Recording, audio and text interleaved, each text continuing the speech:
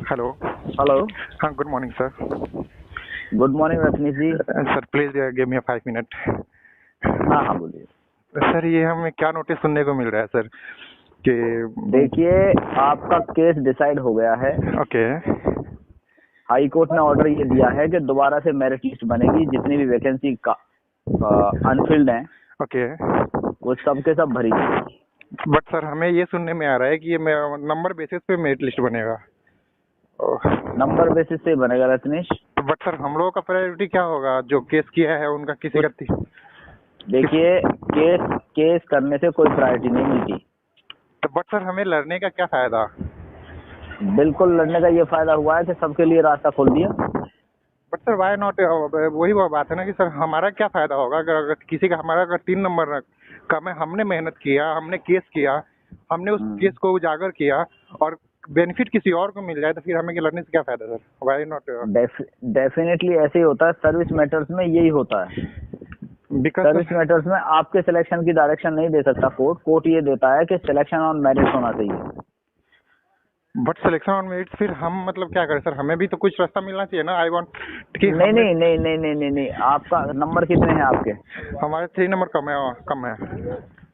3 number कम है तो merit list बन रही है ना, हो सकता है आपका नंबर आ जाए उसमें। बट सर बहुत सारे मेरे दोस्त ऐसे भी हैं जिनका 3-4 नंबर कम है, जो हम लोग साथ में इन्वॉल्व होके केस किए हैं और साथ में हम प्रदर्शन भी किए थे, धरना भी साथ में ही किए थे। हाँ रजनीश जी बोलिए।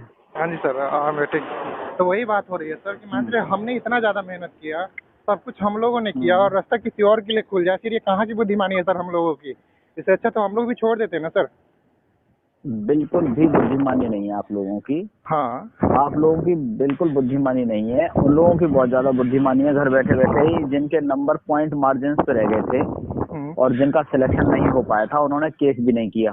सर फर्स्ट ऑफ ऑल अब जिनके नंबर 3-3 4-4 कम हैं, 5-5 कम हैं, उन लोगों ने केस किया जी। और उनका कहना ये था कि जी हम मार्जिनल नंबर से रह गए हैं, अगर ये सीटें दोबारा भर दी जाएं मेरिट लिस्ट तो हमारा नंबर आ सकता है। ये कंटेंशन है सबकी। ओके। बट ठीक सर है, आपने हम भी यही कहेंगे कोर्ट से। अब मेरी बात सुन लो। जी सर। हम भी कोर्ट से यही कहेंगे तो कोर्ट क्या कहेगा? कोर्ट ये कहेगा ठीक है देखते हैं। तो सारा ऑर्डर मैंने अच्छे तरीके से पढ़ा है। 24 पेज का ऑर्डर है ओके। जिसमें साफ शब्दों में ये लिखा गया है कि मेरिट लिस्ट दोबारा तैयार की जाए ओके। और जितनी भी पोस्टें बची हुई हैं ओके। वो सबके सब फिल किया जाए कास्ट के आधार पर और डोमिसाइल के आधार पर ओके। फिलअप की जाएं।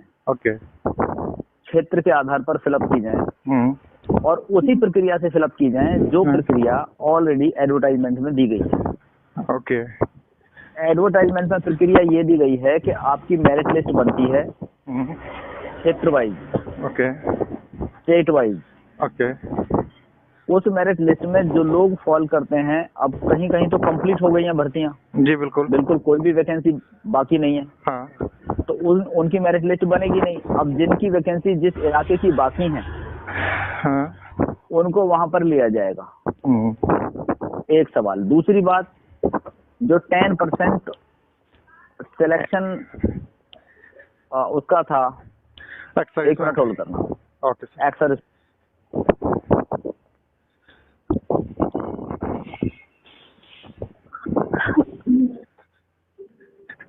ये एक साथी और भी जुड़ गए हैं आपके साथ। अब ये फोन आते रहेंगे ना तो मैं सभी को जोड़ता रहूंगा। हाँ ओके सर। तो जो एक्स सर्विसमैन वाला कोटा है, अगर वो रह गया है 10% उसी कैटेगरी का, okay. Suppose that SC category से है या ओबीसी कैटेगरी से है एक्स सर्विसमैन, हाँ। और केरला का है लाइक ओके। सपोज, तो केरला के एससी कैंडिडेट से ही वो सीट भरी जाएगी। ओके। ठीक है। अच्छा, आदेश बिल्कुल ये हुआ है और कॉन्स्टिट्यूशनल आदेश हुआ है, बिल्कुल प्रॉपर लीगल आदेश है ये जो कोर्ट का है। इसमें ये साफ साफ कहा गया है कि मेरिट लिस्ट दोबारा तैयार होगी। अब होता क्या है इन केसों में कि जितने भी पेटिशनर्स हैं सबको रिजल्ट देखना होता है, कहाँ तक किस किस की मेरिट लिस्ट जा रही है। ठीक है। ओके। एक हफ्ते के अंदर अंदर उनको अपनी मेरिट लिस्ट वो बनानी है। ठीक है। ओके। आप इनकी साइट पर रिजल्ट आ जाएगा दोबारा से। ओके। साइट पर रिजल्ट आने के बाद फिर आगे की प्रक्रिया चलेगी, वो बुलाएंगे, कॉल लेटर देंगे, क्या करेंगे क्या नहीं करेंगे, वो एक पार्ट ऑफ प्रोसेस है, ठीक है, जैसे पहले हुआ है। ओके। जो बच्चे नहीं आएंगे, next to that candidate call किया जाएगा।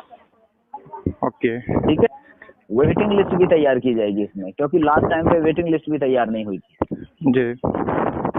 वेटिंग लिस्ट तैयार होने का कोई सवाल पैदा इसलिए नहीं हुआ था क्योंकि जो वैकेंसी जनरल लेवल से ही बची हुई थी, हाँ, 10,000 बची हुई है, तो वेटिंग लिस्ट का फुलफिल ही नहीं हुई है जी बिल्कुल। तो वेटिंग लिस्ट का तो कोई मतलब ही नहीं होता। हाँ।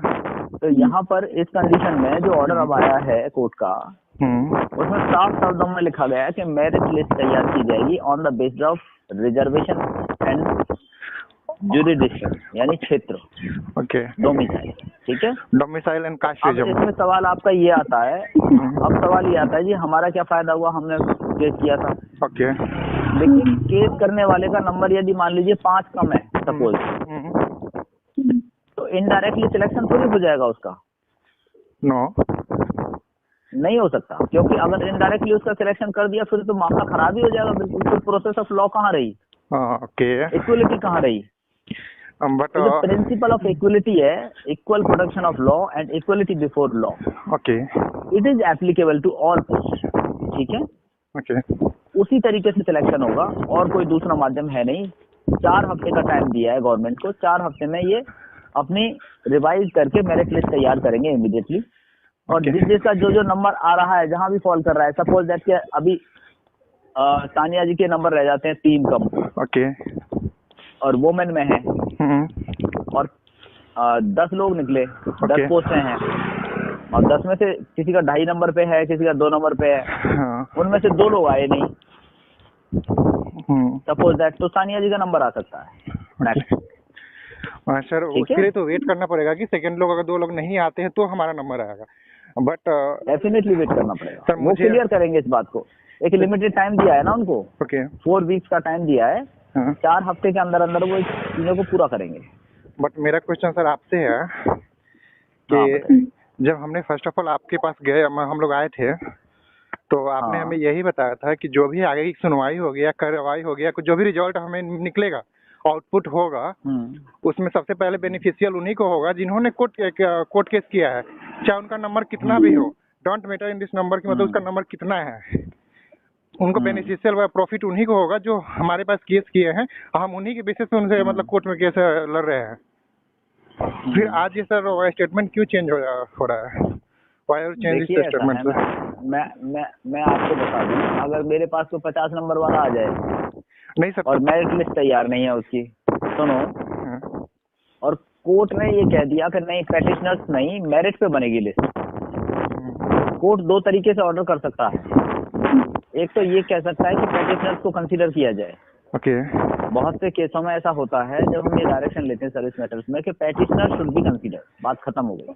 ओके, ठीक है, तो वहाँ पेटिशनर को कंसीडर करता है डिपार्टमेंट। सर तो हम लोगों ने भी तो यहाँ क्या हुआ है जी, यहाँ क्या हुआ है, क्योंकि वैकेंसीज बहुत ज्यादा है, लेकुना बहुत बड़े हैं, और केवल हमारी रेट नहीं है, रेट लगभग 6-7 रेटें और थी जी, 740 के आसपास टोटल कैंडिडेट हैं शायद जिन्होंने केस किया है। अब उस सिचुएशन में मेरिट लिस्ट को तैयार करना कोर्ट ने उचित समझा। ओके, तो कोर्ट ने मेरिट लिस्ट तैयार करने की डायरेक्शन इसमें दे दी। सर हमारा जो बेसिक आर्ग्यूमेंट था हमारी टीम की तरफ से, वो यही था कि पेटिशनर्स को बेनिफिट मिले, लेकिन कोर्ट ने दरकिनार किया और ये कहा कि नहीं, अगर हम पेटिशनर्स को ऐसे पिक एंड चूज करेंगे तो सारा सिस्टम ही खराब हो जाएगा। जी, अगर जनरली क्या होता है, जैसे 2-4 पोस्टें हैं, जब हम केस डालते हैं 2-4 पोस्टें हैं, 2-4 कैंडिडेट हैं, तो उसमें हो जाता है, पेटिशनर को फायदा मिलता है सीधा सीधा। लेकिन इस केस में क्योंकि कैंडिडेट बहुत ज्यादा हैं और वैकेंसी भी बहुत ज्यादा है, तो मेरिट लिस्ट अभी मान लीजिए अगर पेटिशनर्स की बात करते हैं हम, ये तो फिर अनफिल्ड रह जाती।